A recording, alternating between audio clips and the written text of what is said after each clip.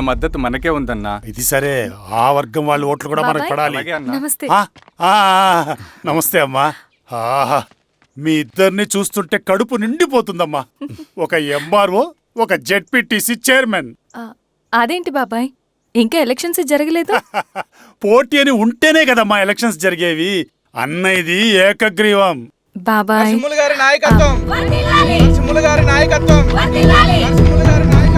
ఓ, అయితే పోటీ ఉందన్నమాట. స్వామి, కార్తీ, ఆఫీస్కి వెళ్దాం. అలాగే రండి.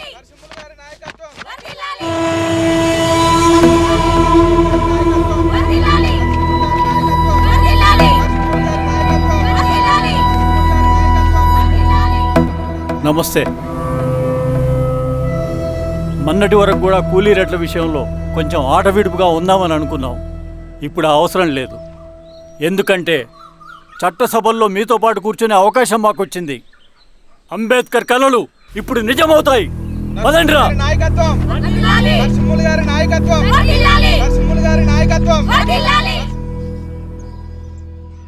ఆ నర్సరీ ఎలక్షన్ పోటీ చేయటం ఏంటి? నా కర్మ వీరస్వామి, నా పోస్టింగ్ ఉన్నప్పుడు ఇవన్నీ జరగాల. ప్రచారానికి మారువేషంలో అన్నలు కూడా వస్తారేమో సార్. రాని ఎవడన్నా వచ్చి విప్లవం ఉద్యమం అని మాట్లాడాడు అనుకో, నా కొడుకుని అప్పుడు గానీ. జీవితమే ఒక ఆట, సాహసమే పుబాట, ఎదురే నాకు లేదు నన్నెవడు ఆపలేడు, ఎదురే నాకు లేదు నన్నెవడు ఆపలేడు, జీవితమే ఒక ఆట, సాహసమే పుబాట.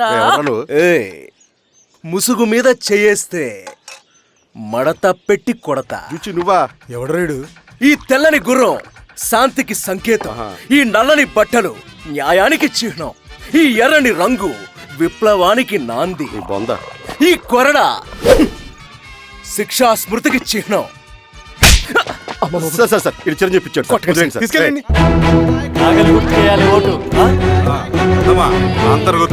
నాగలి గుర్తు మీద ఓటేయాలి. నాగలి గుర్తు మీద ఓటేయాలి. ప్రతిసారి ఎన్నికలు వస్తున్నాయి. ప్రతి ఎన్నికలప్పుడు రకరకాల పార్టీల నుంచి నాయకులు వస్తున్నారు. లేనిపోని వాగ్దానాలు చేస్తున్నారు. పొలాలు ఇస్తామంటారు, భూములు ఇస్తామంటారు, ఇల్లు కట్టిస్తామంటారు. ఏమన్నా జరిగిందా ఇప్పటి వరకు? ఏం జరగలేదు కదా. మరి కష్టాలన్నీ పోవాలంటే ఏం చేయాలి? మన పార్టీని మనం గెలిపించుకోవాలి. నాగలి గుర్తుకే ఓటేయండి. ఇన్ని సంవత్సరాలు మీకు సేవ చేసుకునే అవకాశం నాకు ఇచ్చారు. అలాగే ఇంకొకసారి మాకు ఓటేసి భవిష్యత్తులో కూడా మీకు సేవ చేసుకునే అవకాశం మాకు ఇస్తారని కోరుకుంటూ, మీ ఈశ్వర్ రెడ్డి.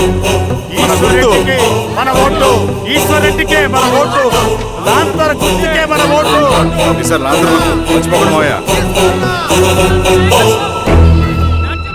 నమస్తే.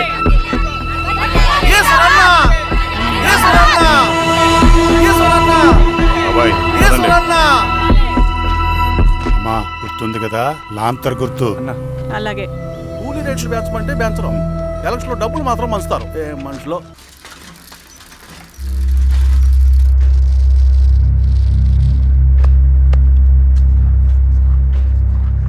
చెప్పండి అన్న. అన్ని సమస్యలు పోలీస్ స్టేషన్లో పరిష్కారం కావు రెడ్డి. కొన్ని మనమే చూసుకోవాలి.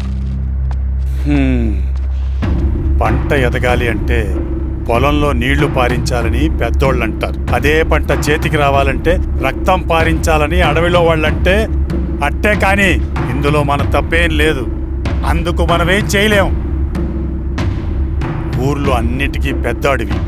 ఏది జరిగినా నీ చేతుల మీదగానే జరగాలి. అర్థమైంది కదా? పదరా.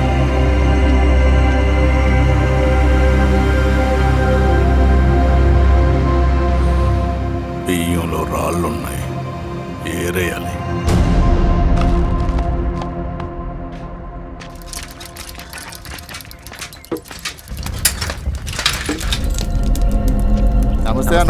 నమస్తే. నమస్తే. ఓ లీటర్ పాలు పోయి. సుబ్బన్, అంత బాగున్నారా?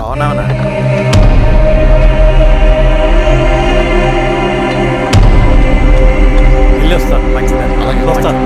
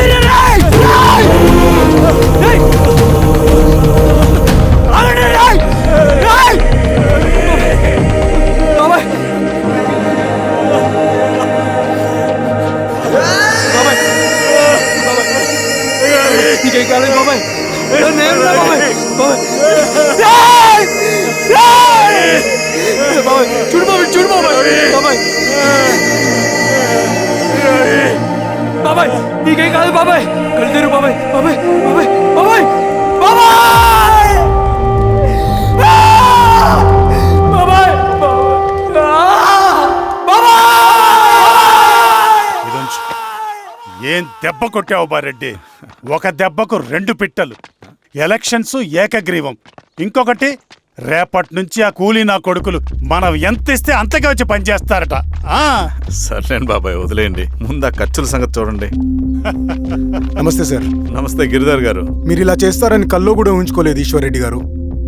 2 పసిబిడ్డలు ఉన్నారు ఆ ఇంట్లో. వాళ్ళ గురించి ఏమైనా ఆలోచించారా? రేపు వాళ్ళు మళ్ళీ అడవిలోకి వెళ్ళి గన్నులు బాంబులు తీసుకొచ్చి మీ ఊరి మీదనే పడతారు. అప్పుడు వాళ్ళకు మీరు, మీకు వాళ్ళు. ఇది ఆగదు. అసలు ఏం మాట్లాడుతున్నావు గిరిధర్? మీకు అగేన్స్ట్ గా ఇప్పటివరకు ఏ ఎవిడెన్స్ లేదు. మీకు చెప్పేద్దామని వచ్చాను. బయలుదేరండి.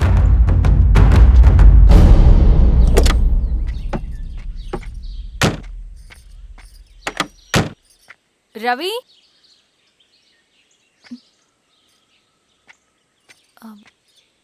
రవి ఈరోజు ఆఫీస్కి రాలేదేంటి? నరసింహుల బాబాయ్ చనిపోయాడు. జరిగింది విన్నాను. ఎలా? అన్యాయం అండి. ఎలక్షన్లో నిలబడితే చంపేస్తారా? ఎవరు? ఎవరా? ఆపోజిట్ పార్టీ వాళ్ళు. అందరికీ చెప్తుంటారుగా, మీ అన్నకి చెప్పలేదా? ఇలా చంపుకుంటూ పోతే ఏదో ఒక రోజు మన వాళ్ళని చంపుకోవాల్సి వస్తుందని. రవి, వెళ్ళి మీ అన్నకి చెప్పుకోండి.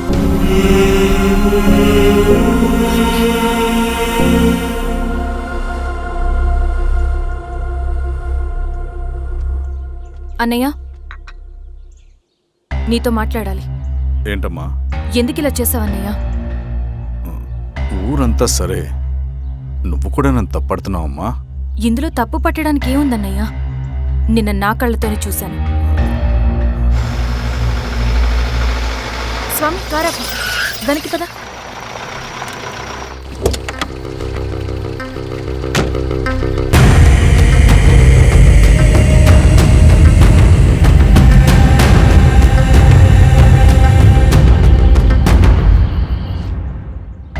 జీవితంలో కొన్ని సందర్భాలుంటాయి. మనం నిజం చెప్పిన అబద్ధం అయిపోయే సందర్భాలు. ఆ వచ్చిన వాళ్ళు ఎవరు ఏంటి అన్నది నీకిప్పుడు చెప్పిన అర్థం కాదు. నిజం నిలకడగా నీకే తెలుస్తుంది. నువ్వే ఇదంతా చేసినట్టు తేలితే మాత్రం నిన్ను జీవితంలో క్షమించలేనన్నయ్య.